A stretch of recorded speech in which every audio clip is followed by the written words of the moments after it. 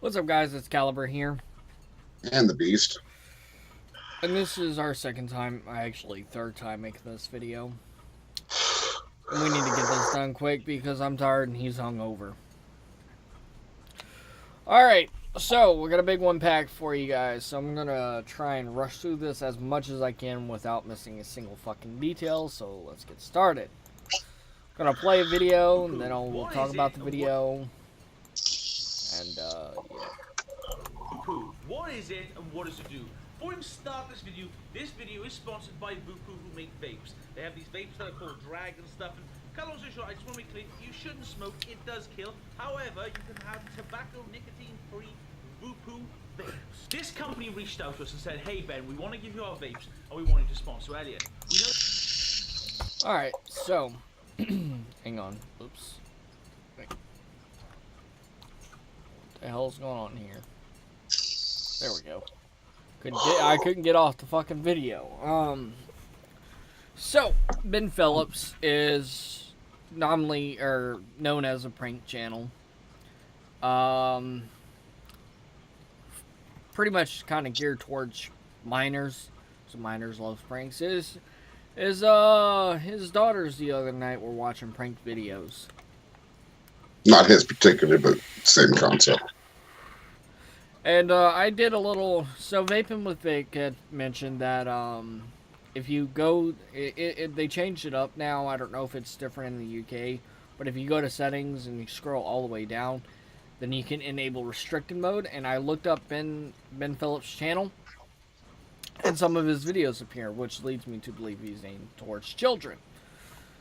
But he makes a video that Voopoo had sponsored, that video, and trying to sponsor his brother and all of this. Now that's very bad because as the vape industry, we try to keep minors out of our community. And that's with any 18 plus community. We try to keep minors out of it. And then when we have people like Ben Phillips pretty much making a video like this, like the video was made age restricted, but then he removed it, but the damage has already been done.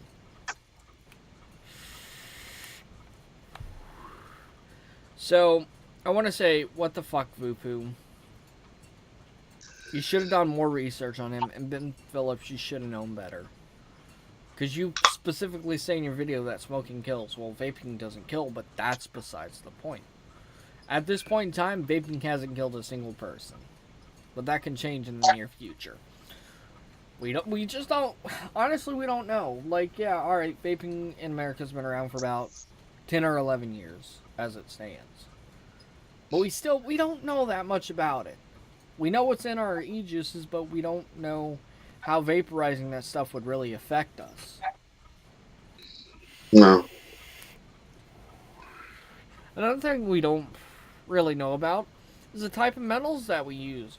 Canthol, nichrome, stainless steel, titanium. With titanium, if you heat it up in variable wattage modes, it actually releases toxic chemicals. But it makes us look bad. It really does. And what's ironic is Beast actually got the drag too. Yeah, Drag 2. Which he's not fond of the U-Force tank. The tank's not bad as a functionality wise, just Well, he's I not don't a like. fan of the sliding top cap. Yeah, it doesn't give enough room for the for like chubby gorilla bombs. Yeah. But that's pretty much all I can say about that. But I do want to do a review on the Lost Vape Orion. I'm on my second pod. Pods, I'm gonna put this out there. The pods usually last about a week, depending on how you vape one. And you might be able to get them to last a lot longer, but for me, they last a week. And yeah. So, what do I think of the actual device itself? Well, I do feel it is kind of overpriced for what it is. Like, yeah, it's a DNA chip, and you're gonna expect to pay a high price for a DNA device. That's just a given. And then you have to tack on the name of Lost Vape and Evolve and all that. So you're paying for the name as well as the chip.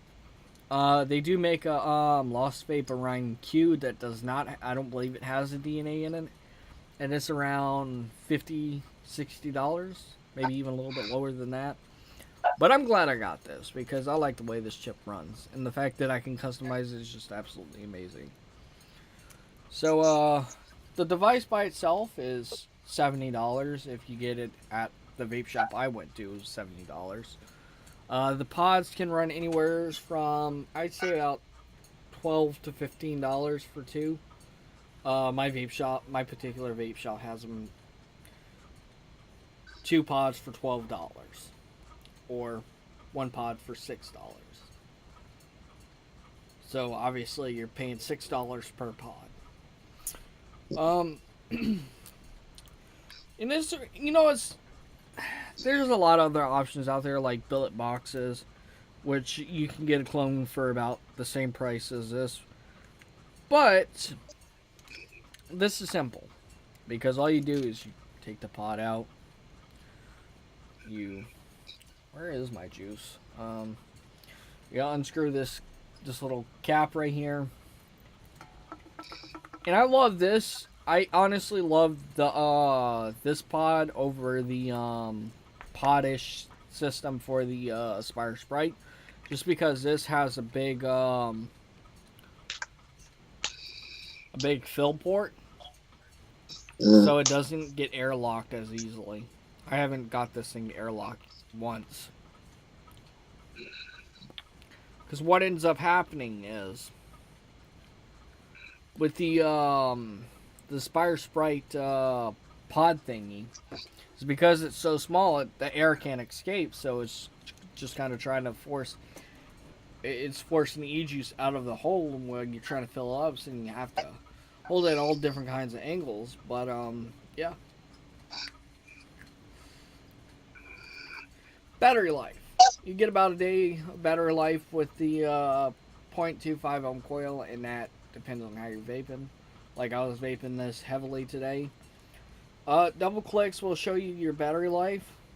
So my battery life is at red, which once it gets low enough, it'll start flashing, and then once you pretty much vape it to where you can't vape it anymore, it'll flash, and then if you try to hit the fire button, it'll flash again.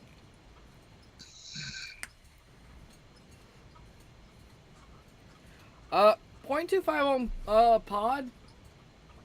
It's actually not that bad. Vaping it with 50 milligrams isn't that harsh. Not as harsh as I thought it would be. Now what juice did you have when you bought your pod system and you tried it on your RDA? Was it 40 milligrams? 45. 45 milligrams? And it gave you a pretty harsh throat hit, huh? Yeah, pretty good one. Yeah.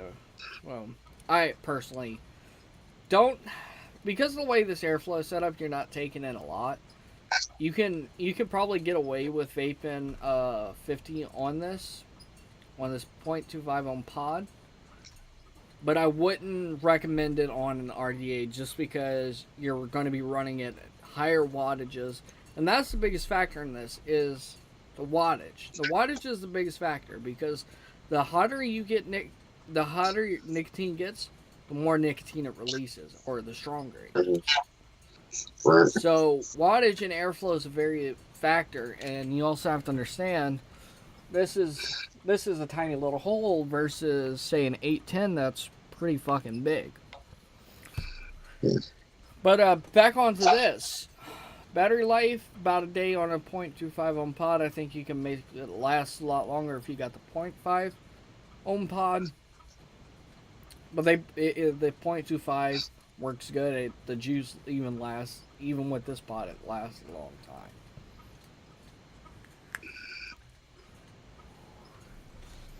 If I had to put these two head to head, which one would I prefer? I'd prefer this one.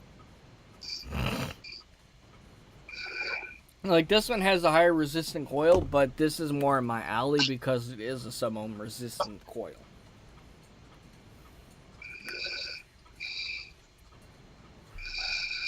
And, You know, I'm gonna be straight up honest.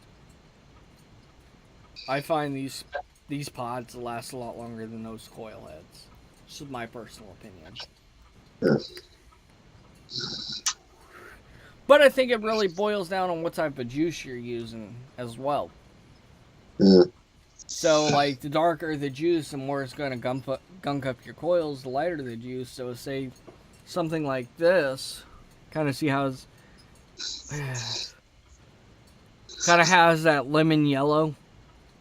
Mm-hmm. That's kind of yellowish. I don't have any more of the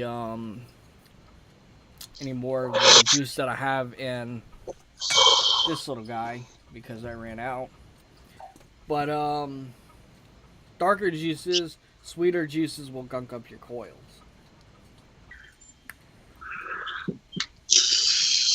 But it vapes great. I like the fact that they include a lanyard. Because I needed a good vape to take fishing with me. It doesn't matter whether it's a pod or, well, I don't like bringing these out there for two reasons. One, they're too bulky. Two, I have nowheres to put them. This little guy can stay hanging around my neck. Right. And then if you really wanted to, it has this little piece right here where you can tighten it up to your neck if you really wanted to, make it to where it doesn't come off. But I honestly think this is worth the money. Because you get what you pay for in a sense. Like, yeah, alright, you can buy the Aspire Sprite. It comes 5 coils to a pack. I don't remember exactly how much these are. But 5 coils to a pack when you buy the replacement coil. But I think this would satisfy you more, especially with this .25 ohm pod. Because it is a little bit warmer and because it is releasing a lot more nicotine.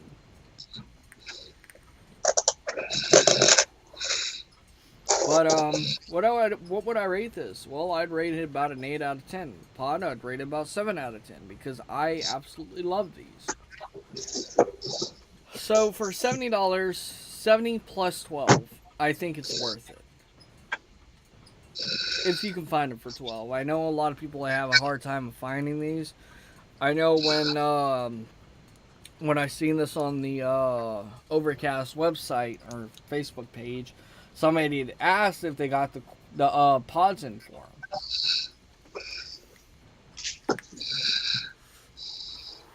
But I'm gonna tell you something right now. And Beast, I don't know if you noticed this. The only time I use this right now is when I intro a video.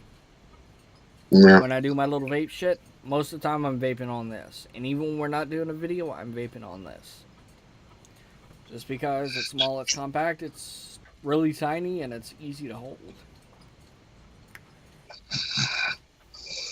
Now this does have, from Lost Vape's website, they say this has a built-in onboard 1 amp charger. I don't know how true that is, but you can charge this one 2 ways. You can charge it via computer, or you can charge it via a wall charger for like a cell phone. I would say 1 to 2 amps maximum. But if I really wanted to be safe, I'd say 1 amp maximum, because you don't wanna go too high and fright the shit out of your mod. But I think that's pretty much it. Anyways, guys, if you enjoyed the video, leave a like down below. Don't forget to comment, share, and subscribe. And don't forget to hit that notification bell. Anyways, guys, this is Beast and Caliber signing out.